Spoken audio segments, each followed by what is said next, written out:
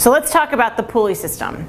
The first thing you should note is that when you're using the pulleys and it's not attached to the glide board, it becomes 100% of the force that's required to move. So if Jeff here is doing a row, or let's say he's doing a squat, it's equally the same force at this incline level. You can refer back to your chart that you received when you purchased the Total Gym. It will tell you how much actual resistance it takes to move at this incline level.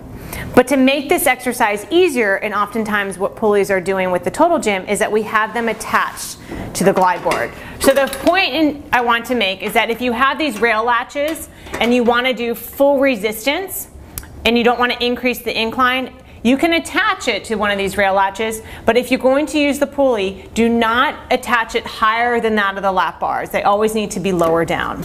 So I'm going to disattach the pulley, and once I do that and bring it to the glide board, now remember how we talked about safety and anchoring?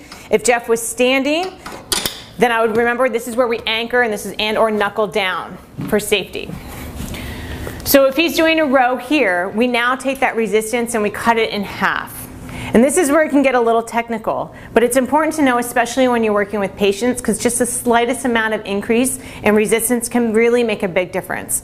If I want to decrease the resistance even more, what I would do is take one handle and let it go, and now Jeff will be moving one handle. This is about 33% of that amount. And now if I want to decrease it even more, I'm going to just have him hold the handle, and then he's going to move one arm. Now with this said, note that now he's holding this handle. That requires a stabilization factor. So sometimes when I'm working with the patient and I'm really just trying to get shoulder stability, I might have him just be holding this handle and be moving the stronger arm. And this is just working on stabilization, and he's moving the arm in varying planes and working on that stabilization. So that's a really other way to think about how to use the pulley. So next, moving on with respect to mobility and force. So now that you have someone who maybe doesn't have a lot of mobility, you might want to have them change the pulley pin position. So I'm going to have you anchor down, and I'm going to have him go into what we call upright supine position. So I'm going to have you lie on your back, and oftentimes I am handing them the pulleys in the beginning. And I'm going to have his feet go onto the glide board. If he needed to self-spot, I could. Or if I want to decrease the incline, remember, I can do that too. And I'm going to have his arms reach back overhead. Now sometimes this is too much for someone to actually do. So I will have your feet go on the floor, and I can bring the pulleys up into a position that is just a little bit higher. And now this might be just where he needs to be. So now we can either do a pull down, or let's go into a pull over. Because now I'm going to talk about range of motion and force. This is where it kind of gets a little overlap between the components. So when I'm working with someone and I have adjusted the pulley pin placement, or the clamp position rather, I am changing where the force is delivered in the range of motion. So we're going to back up a little bit to biomechanics. And remember, when something's around 90 degrees, when that weight's at around 90 degrees, it's the greatest force that might be required to move. So in this position, if he was to, this is nice because you have the pulley in the position, if he is to get to 90 degrees between this cable and this arm, you can see he's working really hard, that's where it's the greatest force for him to actually pull over. So that's number one. Number two, if I have someone who needs more force and they're further back, what I can do is have his place his feet on the ground and then bring the pulley down. And now when he does the pull over, that 90 is going to become hit sooner, earlier in the range of motion. So now the force is back here.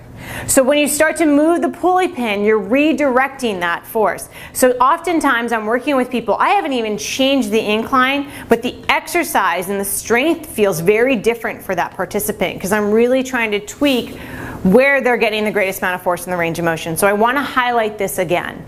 So here I'm going to have you come up to sitting. So you're going to straddle. I'm going to take a hold of your handle, and I'm going to have you go into the seated lateral position. So I'm going to bring the board to parallel because we can. So you're going to stand up. You'll anchor down back to sit. So we're going to go through a chest fly. So if he has the front handle, and I'm going to bring this up So now the force is more aligned. So he has a better line of pull, I should say. If it's down here, it's more of an incline that he'll be working towards. So now we're just going to come right across. So here we go. We're going to just go through a simple chest fly.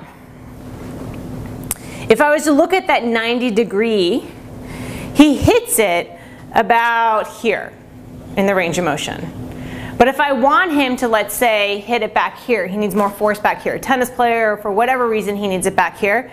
What I can do is I'll have him put his feet down, and then I'll change and use the back handle. Because now what's going to happen is, if you can see, he's going to come across. He'll hit that earlier in the range of motion. Now if I'm working with him and let's say he needs more of a pushing here, he needs more force, more in line, right and direct with his body, what can I do? Well, this is where we kind of get into the programming a little bit, but I'm going to tell you now. Here's what you can do. You can knuckle down, or I can actually just take the handle. He's then going to take the front handle, because we know the force gets a little bit later in the range of motion, and then I would tweak him a little bit. So now he's going to turn his body toward the tower, and then he can pull across, and now that 90-degree is pretty much at the end of the range of motion. So these are just the ways to think about when you're adjusting the pulley, and how you can take an exercise and really start thinking outside the box of different ways you can tweak just a simple chest fly. So that's kind of where you have strength and mobility coming into play. The other element is we have awareness. So what I love to do is I'm going to have you go back into the pullover position. So I'm going to bring your board down. And we're going to go back into doing pullovers. I'm going to leave the pulleys where they are. He's going to lie on his back. Feet will come up into the glide board.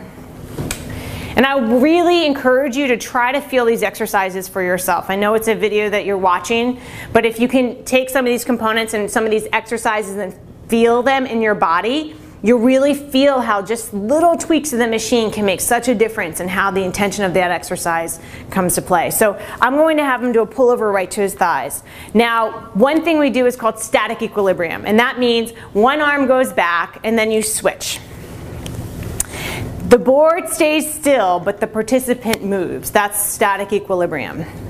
Now another way to add that stabilization proprioception is I'll have him take his right arm and keep it by his mid-thigh. And now let's say I'm just working one arm. Not only is this stabilizing the shoulder, it requires trunk stabilization. All the nice components are coming into play.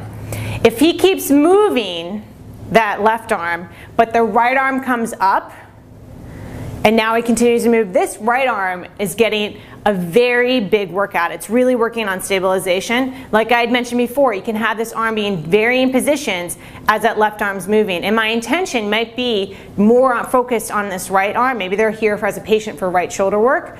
So this is just another way to think outside the box of why might you be doing this exercise. So bring your arms all the way over and you can come up to sitting. So when you're working with the pulleys, there's a lot to consider. One is when you change the pulley, you redirect the force. When you change the pulley, you can also vary where you are in planes of motion. That's really nice so that you're not always stuck in a single plane. You can start adding varying directions. And when you're working with the pulley, you can add that static equilibrium, bringing that stabilization element of an exercise to another level. So that's the arm pulley.